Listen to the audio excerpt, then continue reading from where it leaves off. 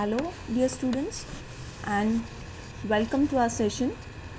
So today the point which we are going to see is a precedent, and this point belongs to the central government. So starting with our session, we'll just go through the contents what we are going to actually see.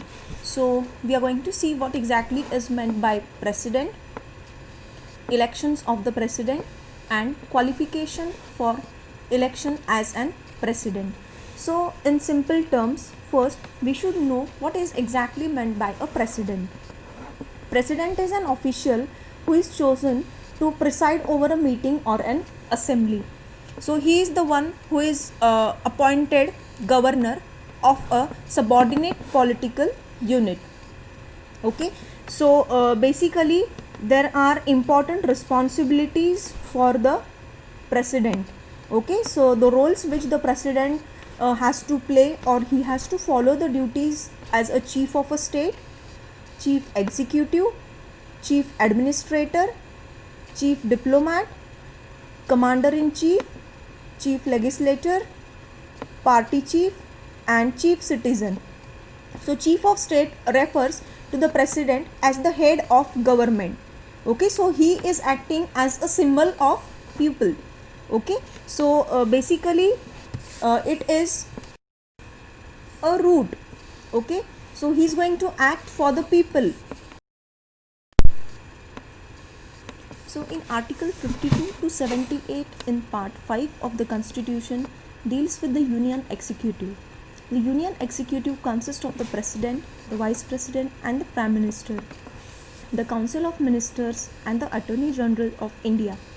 The president is the head of Indian state, and he is the first citizen of India and acts as the symbol of unity, integrity, and solidarity of the nation. So the same thing I told, that he is acting for the citizen or the people of India.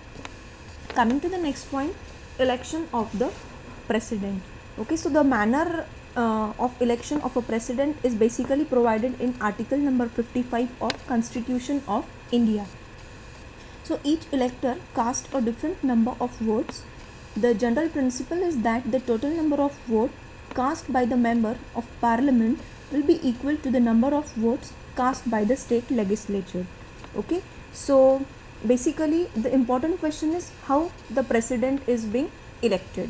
Okay, so the president and vice president are not directly elected by the citizens of India. Instead, they are chosen by electors. Okay, so there is a process called as electoral college.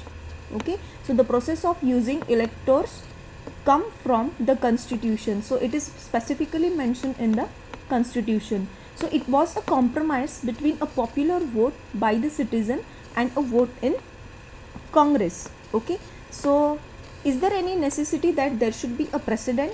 Okay, so yes, it is said in article number 52 that there shall be a president of India and he will be the first citizen of India. Usually we treat the president of India as a first citizen of India, and truly said in article number 53 that all the executive power of the union shall be vested in the president, and he is the supreme power of all the defense services in India. So he is responsible for declaring a war and a peace as well in a country. Okay, so these things are very important and you should know these things. So the president is not directly elected by the people. So there is a process called as electoral college. Okay, so but that electoral college will be consisting of different types. Okay, so the first one, or the first important point in electoral college, is the elected members of both the houses of parliament should be there, the elected members of the legislative assembly of the states, and the elected members of the legislative assembly of the union territories of Delhi and Pondicherry.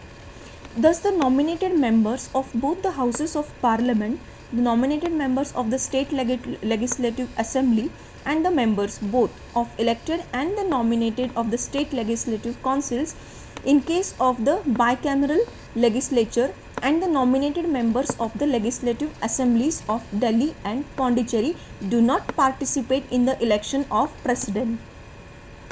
Where an assembly is dissolved, the members cease to be qualified to vote in presidential elections. Even if fresh elections to be dissolved assembly are not held for the presidential elections. The constitution provides that there shall be uniformity in the scale of representation of different states as well as parity between the states as a whole and the union of the elections of the president. So in order to achieve this, number of voters with each elected members of the legislative assembly of each state and the parliament is entitled to cast at such elections. So whenever a president is being chosen, there are some qualifications which are to be seen as far as appointment of the president is concerned. So the important criteria when appointing the president is the president must be a citizen of India. Yes, it's very obvious. He or she should not be less than 35 years of age and qualified for election as a member of Lok Sabha. The terms of office in 5 years and he or she is eligible for re-election. His or her removal from the office is to be in accordance with the procedure which is being described in the article number 61. Okay, so the these are the important points which should be considered while appointing a president. So a person to be eligible for election as president should fulfill the following qualifications. He or she should be a citizen of India. He or she should have completed 35 years of age. They should be qualified for election as a member of Lok Sabha. There should not be any office or a profit under the union government or a state government or any local authority or any public authority. A sitting president or vice president of the union, the governor of any state and a minister of union or any state is not deemed to hold any office or profit and hence qualified as a presidential candidate. Further, the nominations of candidate for election of the office of president must be subscribed by at least 50 electors as proposers and 50 electors as seconders. Every candidate has to make a security deposit of rupees 15,000 in Reserve Bank of India. The security deposit is liable to be forfeited in case the candidate fails to secure 1/6 of the votes polled. Before 1997, the number of proposers and the seconders were 10. Each of the amount of security deposit was 2,500.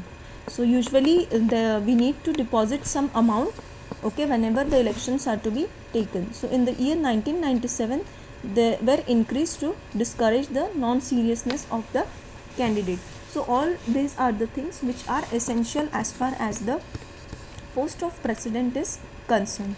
Thank you.